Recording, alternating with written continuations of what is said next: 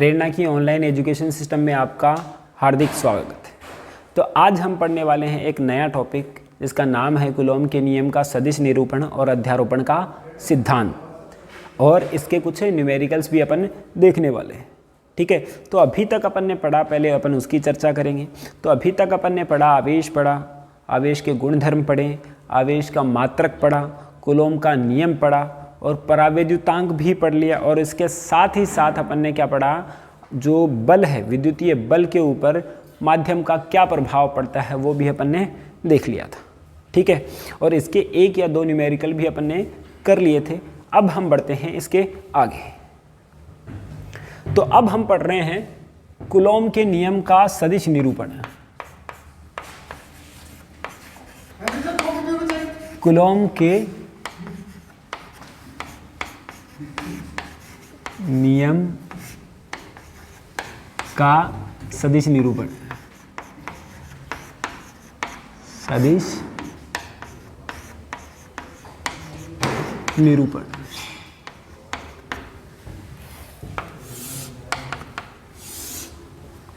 ठीक है, सदिश रूप में अपन कैसे लिखेंगे। ठीक है, एक सदिश जो है ना, मतलब बहुत ऐसी चीज़ है जो कि कम लोगों को समझ में आती है। अगर आप लोग मुझसे 11th पढ़े हुए हैं तो आप लोगों को ये पता होगा, बहुत ही कम लोगों को ये समझ में आती है। तो हम उसी को अपन कवर करने वाले हैं। तो कूलॉम के नियम का अपने को सदिश रूप में देखना है कि कूलॉम का नियम का सदिश रूप क्या है, बुक में क्या है और एक्चुअल में क्या है। दोनों चीज़ें मैं आप लोगों को क्लियर करूँगा। ठीक है कि नहीं। तो हम देखते हैं क्या है।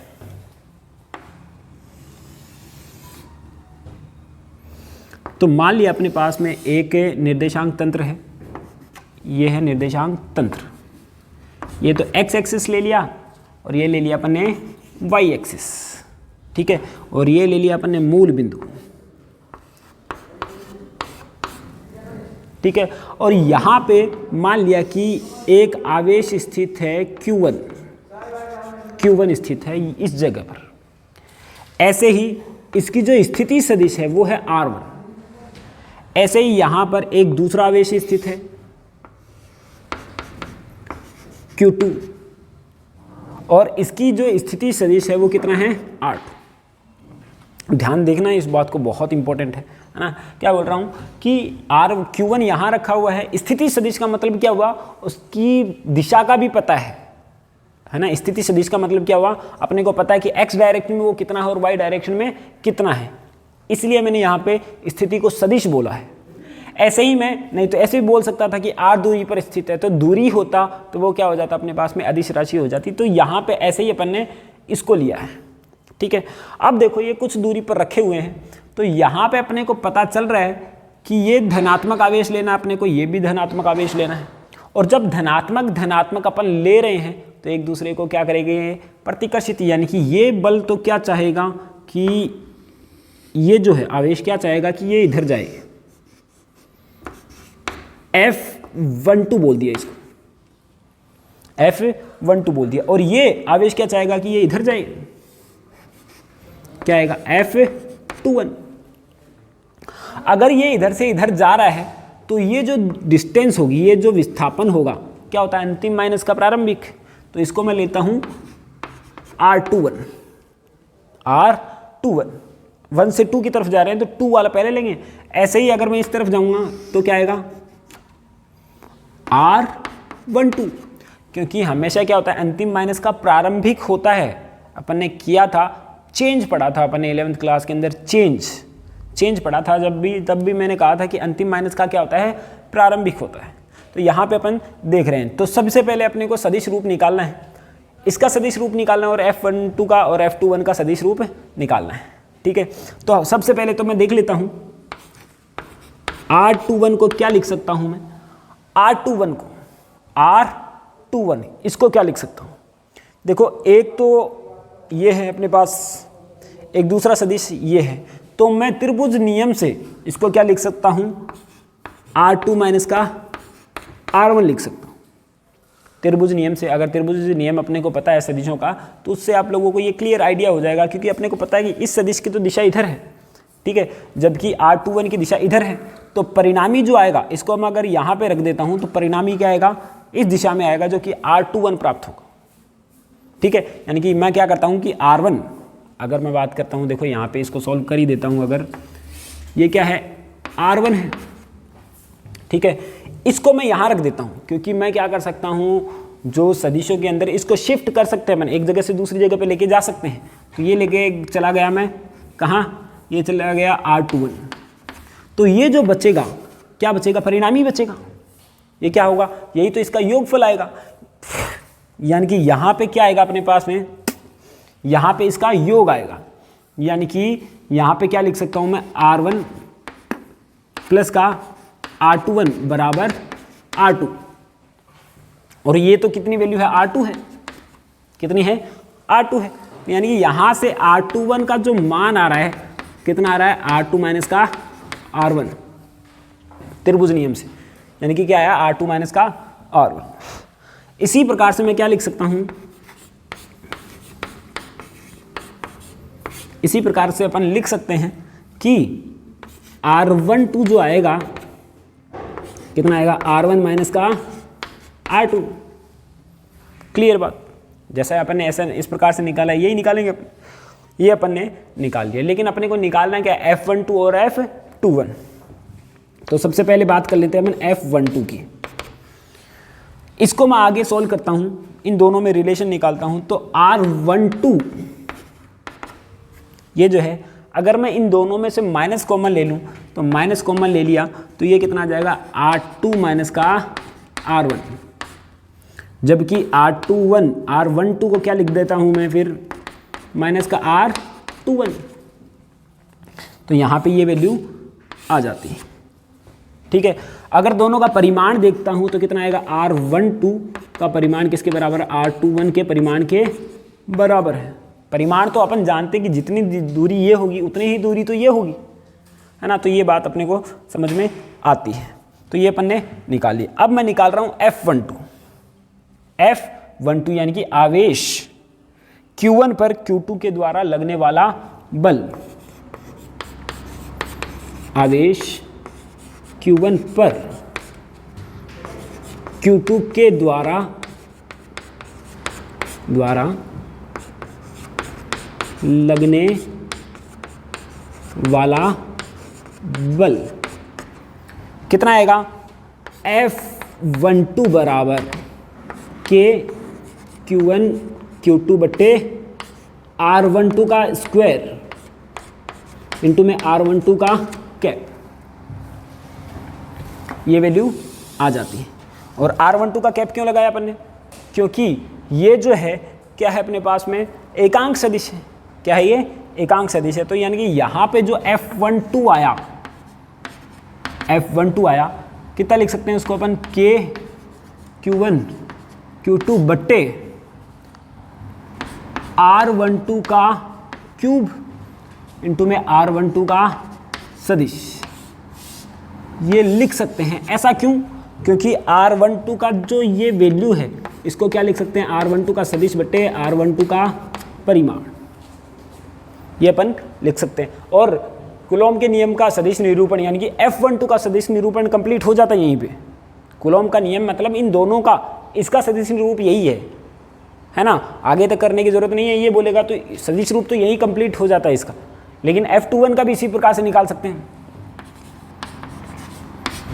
इसी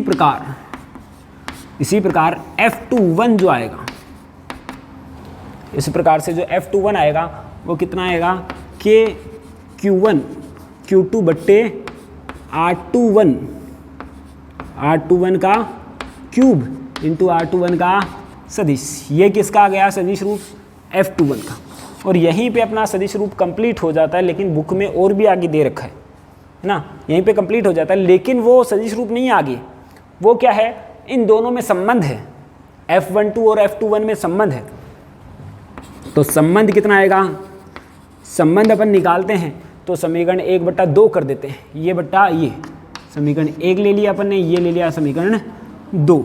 तो क्या निकालूंगा मैं, ये आया F12 का सदिश बट्टे F21 का सदिश बराबर के Q1 Q2 बट्टे R12 का क्यूब इंटू में R12 का सदिश बट्टा के Q1 Q2 बट्टे R21 का क्यूब इंटू में R21 का सदिश। तो यहाँ से देखो ये तो चला गया और ये भी जाएगा, क्योंकि परिमाण तो दोनों का क्या है, बराबर ही है, अपन ने पढ़ा है, तो ये भी चला गया अपने घर। ठीक है, तो यहाँ से कितना आएगा, R12 बट्टे R21। तो इसको अपन आगे सॉल्व करते हैं। तो आगे अपन देखते हैं, तो आगे अपन देख रहे हैं, तो यहाँ पे अपन जान रहे हैं कि R12 का मान माइनस R21 है। ठीक है, तो यहाँ पे आया F12 बट्टे F21 बराबर माइनस कितना है, R12 है ना, R12 की जगह कितना लिख देता हूँ मैं, माइनस का R21। तो कितना आया, माइनस का R21 बट्टे R21। तो ये तो कैंसिल, तो कितना आएगा, F12 बराबर कितना हुआ, माइनस का F21। ये वैल्यू आ जाती है, यानी कि क्या हुआ, दोनों बल बराबर ही हैं लेकिन एक दूसरे के विपरीत हैं। यानी कि इससे अपने को पता लगता है कि ये जो है अपने पास में क्या है, कूलॉम का जो नियम है वो क्या करता है, न्यूटन के गति की तृतीय नियम की भी पालना करता है, क्रिया प्रतिक्रिया का नियम जिसे अपन कहते हैं। ठीक है बात, तो ये हुआ अपने पास में इसी के साथ कूलॉम के नियम का सदिश निरूपण।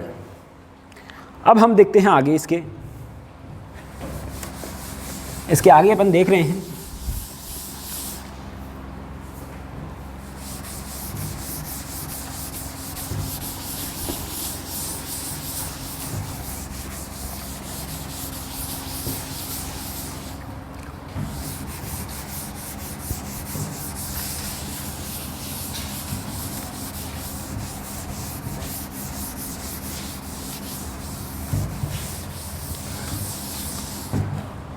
अब हम देखते हैं अध्यारोपण का सिद्धांत।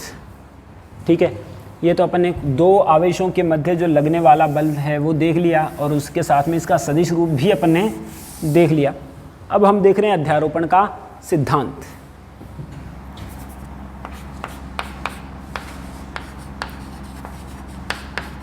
अध्यारोपण का सिद्धांत।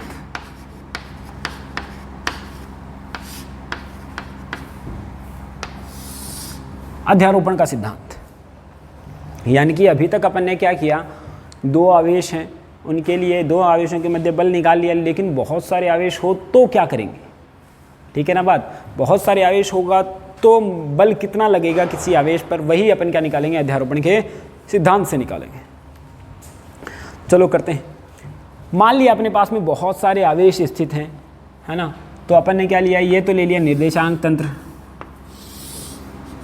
ये अपन ने लिया निर्देशांक तंत्र, यहाँ पे x एक्सिस है और यहाँ पे y एक्सिस है, बहुत सारे आवेश स्थित हैं। तो ये मान लिया अपने पास Q1 आवेश, ये ले लिया Q0 आवेश, तो ये ले लिया Q2 आवेश, ये ले लिया Q3 आवेश और ये ले लिया अपन ने Qn आवेश। आवेशों का क्या है, झुंड है, एक क्या है, झुंड में। तो झुंड के कारण अपने को क्या करना है कि किसी एक आवेश पर अपने को क्या निकालना है, बल निकालना है। तो यहाँ पे क्या कर देता हूँ, ये जो इसकी स्थिति सदिश R0 है, इसकी स्थिति सदिश R1 है, इसकी स्थिति सदिश Rn है और इसकी स्थिति सदिश R2 है, इसकी स्थिति सदिश R3 है। तो इसके ऊपर बल निकालना अपने को, तो इसके ऊपर बल निकालना तो अपन जानते हैं सबसे पहले अध्यारोपण के सिद्धांत से निकलेगा। और अध्यारोपण का सिद्धांत अपने को बताता है कि आवेशों के निकाय के कारण किसी एक आवेश पर जो कुल बल होता है, सभी आवेशों के कारण लगने वाले अलग अलग बलों का सदिश योगफल प्राप्त होता है। समझ में आई बात, नहीं आई, बहुत तेज़ी से बोल दी। तो क्या बोल रहे हैं कि बहुत सारे आवेशों के कारण किसी एक पॉइंट के ऊपर जो कुल आवेश, कुल बल का जो मान है, वो सभी के कारण लगने वाले अलग अलग बलों का सदिश योगफल प्राप्त होगा। ठीक है, और एक जो आवेश है वो दूसरे आवेश से क्या रहेगा, अप्रभावित रहेगा। यानी कि क्या बोल रहा हूं मैं, अध्यारोपण के सिद्धांत से, अध्यारोपण के सिद्धांत से क्या आएगा, F रिजल्टेंट जो आएगा F01 प्लस का F02 plus F03 plus F0n। तो यहां से ये ले लिया अपन समीकरण नंबर एकम। ठीक है, तो अब सबसे पहले तो हम क्या कर रहे हैं, F01 निकाल लेते हैं। F01 जैसा कि नाम से ही पता चल रहा है, आवेश Q0 पर Q1 के कारण लगने वाला बल। आवेश Q0 पर Q1 के कारण लगने वाला बल है, ये लगने वाला बल है तो कितना आएगा, यानी कि इसके कारण यहाँ पर, तो ये धनात्मक और ये भी धनात्मक, तो क्या करेगा इसको प्रतिकर्षित, यानी कि ये कर रहा है इसको प्रतिकर्षित, तो ये आया F01। ये भी इसको प्रतिकर्षित करेगा F02, F03, F0n, ऐसा ही आएगा अपने पास। तो सबसे पहले F01 निकाल लेता हूं, तो F0 जो 1 आएगा कितना आएगा, Q1 Q2 बटे R स्क्वायर, तो K Q0, Q1 का मान कितना बोलो, Q0 है, और Q2 का मान Q1 बटे R01 का स्क्वायर इंटू में R01 का सदिश, एकांक सदिश। ठीक है, तो यहां से मैं क्या करता हूं, वैल्यू रखता हूं इसकी, तो F01 आया, F01 कितना आएगा, K Q0 Q1 बटे R01 का क्यूब इंटू में R01 का सदिश लिख सकते हैं अपन। ठीक है, इससे जस्ट पहले वाले डेरिवेशन के अंदर अपन ने समझाया है कैसे किया है। इसी प्रकार से मैं क्या निकाल सकता हूं, इसी प्रकार क्या निकाल सकते हैं अपन, F02 निकाल सकते हैं, कितना आएगा, K Q0 Q2 बटे R02 का क्यूब इंटू में R02 का सदिश। ऐसे ही मैं F0n निकाल सकता हूँ, K Q0 Qn बटे R0n का क्यूब इंटू में R0n का सदिश। सारी वैल्यू निकाल ली अपन ने। तो मैं क्या कर सकता हूँ, समीकरण नंबर 1 में मान रख देता हूँ, समीकरण 1 में मान रख देते हैं। तो समीकरण 1 में मान रखने पर, मान रखने पर रख देते हैं भैया मान इसका। ठीक है, रख देते हैं, क्या जाता है बताओ, अपना कुछ नहीं जाता। तो यहाँ पे रखा अपन ने FR बराबर, FR पहले किसका रखेंगे, F01 का मान, ये पटकेंगे इसको यहाँ पर, तो ये रखा अपन ने K Q0 Q1 अपॉन में R01 का क्यूब इंटू में R01 का सदिश। दूसरा भी पटक देते हैं, K Q0 Q2 अपॉन में R02 का क्यूब इंटू में R02 का सदिश। सिंपल है। यहाँ पे अपन क्या लिखेंगे आगे, K Q0 Qn अपॉन में R0n का क्यूब इंटू में R0n का सदिश। ठीक है भाई, समझ में आ गया, यहाँ तक कोई दिक्कत नहीं। और यही फॉर्मूला है, बताओ कितना आसान था, बताओ चुटकी बजाते ही हो गया ये तो। अब यहाँ से इसको अपन क्या कर सकते हैं, और सिंपल कर सकते हैं, एकदम सिंपल बनाना अपने को मक्खन जैसा। तो यहाँ पे अपन क्या करेंगे कि तो FR बराबर, जो चीज़ें कांस्टेंट है उसको बाहर निकाल लेता हूँ मैं। क्या क्या कांस्टेंट है देखो, दिख रहा है K Q0, सब में कॉमन आ रहा है, वो निकाल लेंगे। तो ये लिया अपन ने K Q0 और यहाँ पे लगा देता हूँ मैं सिग्मा। क्या लगाना है अपने को, सिग्मा, न कि त्रिशूल। तो यानी कि I इक्वल टू क्या लेना है, 1 से लेकर n तक। यहाँ से आया QI अपॉन में R0I का क्यूब इंटू में R0I का वेक्टर, और यही इसका फॉर्मूला आ जाता है। अब काम की बात, ये अपन ने पढ़ तो लिया है, लेकिन इसको यूज करना इतना आसान नहीं था जितना अपन ने इसको डेराइव किया है। इतना आसान नहीं है, क्योंकि योगफल हो रहा है, योगफल तो ठीक है, लेकिन कौन सा, सदिश योगफल। और सदिश योगफल जब आ गया तो समझ लो कि अपनी डबल से भी ज़्यादा मेहनत लगने लग जाती है। तो इसके अपन कुछ क्वेश्चंस करते हैं, उसके बाद में अपने को क्लियर होगा कि ये फॉर्मूला अप्लाई होता है या नहीं होता है।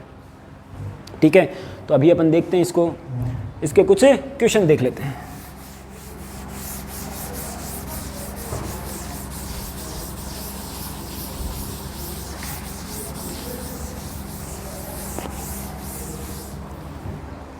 देखो, अब बात करता हूं मैं क्वेश्चन नंबर 1। देखेंगे इसको, बहुत आसानी से देखेंगे अपन, बहुत अच्छे से देखना है, बहुत बढ़िया से अप्लाई करना है अपने। तो मान लिया अपने पास में एक त्रिभुज है, ठीक है कि नहीं। यहां पे मान लेता हूं मैं 10 माइक्रोकूलम आवेश है, यहां पे ये 1 सेंटीमीटर है, ये भी 1 सेंटीमीटर है, यहाँ पे भी 10 माइक्रोकूलम आवेश है और यहाँ पे भी 10 माइक्रोकूलम, यहाँ 10 माइक्रोकूलम आवेश स्थित है। ठीक है, तो एक यहाँ पे माइनस का है, तो हमें क्या करना है, किसी एक पर बल निकालना है, इसके ऊपर बल निकालना है। मान लेता हूँ किसके ऊपर बल निकालना है, इस वस्तु पर बल अपने को निकालना है, इस ए पॉइंट के ऊपर बल निकालना है। तो ये तो रहा ए पॉइंट। सीधी सी बात है, सबसे पहले जो ये आवेश है, ये आवेश धनात्मक, ये भी धनात्मक, क्या करेगा, इसको प्रतिकर्षित, ये किया प्रतिकर्षित। ठीक है, ये ऋणात्मक, ये धनात्मक को क्या करेगा, आकर्षित। यानी कि F1 तो इधर लगेगा, F2 इधर लगेगा और परिणामी किधर निकलेगा। जोड़ थोड़ी सकते हैं इनको, दोनों एक दिशा में थोड़ी नहीं है, दोनों एक दिशा में नहीं है, तो परिणामी निकलेगा इधर। और थीटा कितना है, 120 डिग्री। तुम देखो ये 60, ये भी 60, ये भी 60, तो ये 120 डिग्री। यानी कि FR का मान मुझे निकालना है, सिंपल सा काम। सबसे पहले तो F1 निकाल लेता हूँ। F1 कितना होगा, K Q1 Q2 बटे R स्क्वायर। ये भी Q है, ये भी Q है, सबको Q मान लेता हूँ मैं एक बार। ये माइनस Q है लेकिन दिशा दर्शा दी अपन ने, Q का मान ये क्या आएगा, K Q स्क्वायर बट्टे R की वैल्यू भी एक ही है, K Q स्क्वायर बट्टे R स्क्वायर। ठीक है, इतना ही F2 भी है, K Q स्क्वायर अपॉन में R स्क्वायर। तो रिजल्टेंट अगर मैं निकालूंगा FR जो निकलेगा क्या आएगा, F1 स्क्वायर प्लस का F2 square plus 2F1 F2 cos 120 degree, यही तो आएगा। तो FR बराबर, F1 और F2 तो बराबर हैं, तो क्या लिख दूं मैं इसकी जगह, 2F1 स्क्वायर लिख सकता हूँ ना। अरे अंधे को भी दिख रहा है ये बात तो।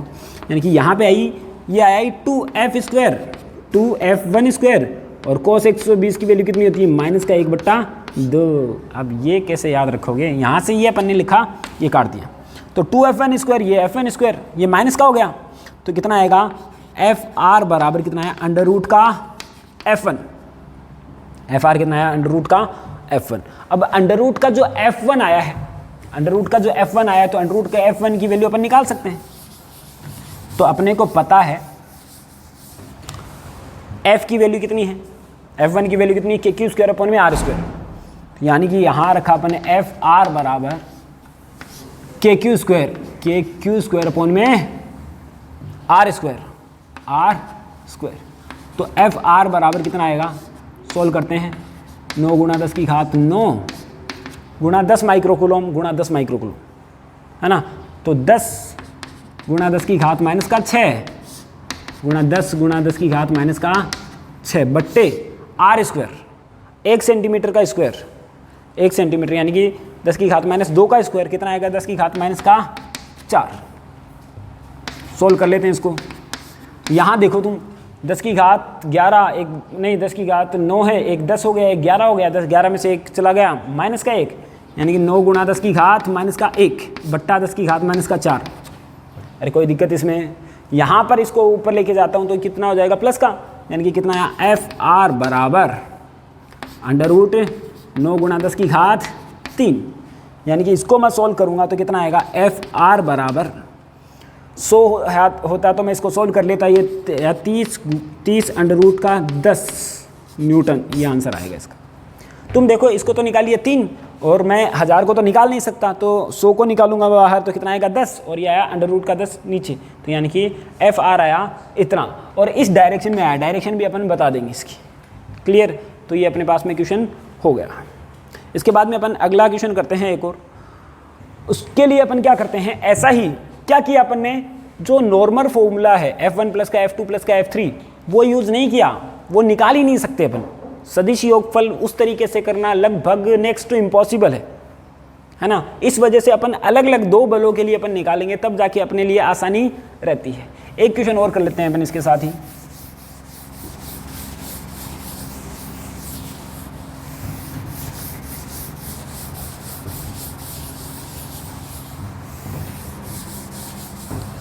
देखते हैं, यहां पे मान लिया अपने पास में एक क्वेश्चन नंबर 2 है, एक वर्ग ले लिया अपन ने,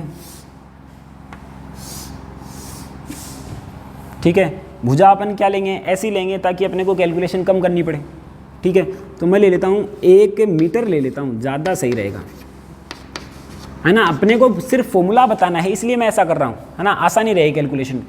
यहाँ पे रखा मैंने 10 माइक्रोकूलम, यहाँ पे भी 10 माइक्रोकूलम, यहाँ पे भी 10 माइक्रोकूलम, यहाँ पे भी 10 माइक्रोकूलम। इसके कारण केंद्र पर एक बिंदु आवेश है Q0, इसके ऊपर कुल बल ज्ञात कीजिए, परिणामी बल ज्ञात कीजिए। अब देखो ये Q0 है, ये इसको क्या करेगा, प्रतिकर्षित, ये इधर गया F, ये इसको इधर प्रतिकर्षित करेगा, ये धनात्मक, ये भी धनात्मक, ये इसको इधर धकेलेगा बराबर बल से। एक बल इधर लगा, एक इधर लगा, बराबर से कितना कैंसिल कर देगा।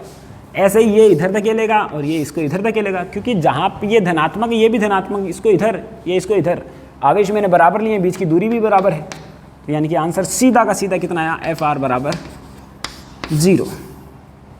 कितना आया, 0। अगर यही मैं क्या करता हूँ, किसी एक पॉइंट के ऊपर निकालता, यहाँ पर मान लेता हूँ, यहाँ निकालता मैं, तो यहाँ निकालता तो ये आवेश इसको क्या करता, प्रतिकर्षित इधर, ये आवेश इसको प्रतिकर्षित करता इधर, ये आवेश इसको प्रतिकर्षित करता इधर। ये तो आया F1, ये आया F2 और ये आया F3।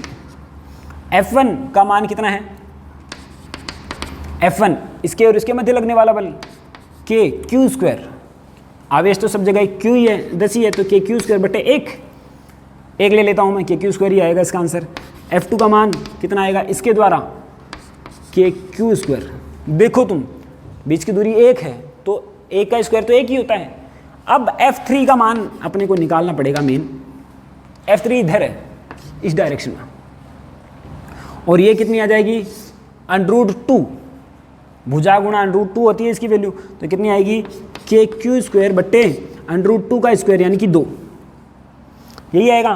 क्योंकि तुम देख लो, ये 1 है, ये 1 है, तो पाइथागोरस प्रमेय से AC स्क्वायर बराबर 1 का स्क्वायर प्लस का 1 का स्क्वायर, तो कितना हुआ, 2, यानी कि AC बराबर √2, तो √2 का स्क्वायर किया तो ये आया।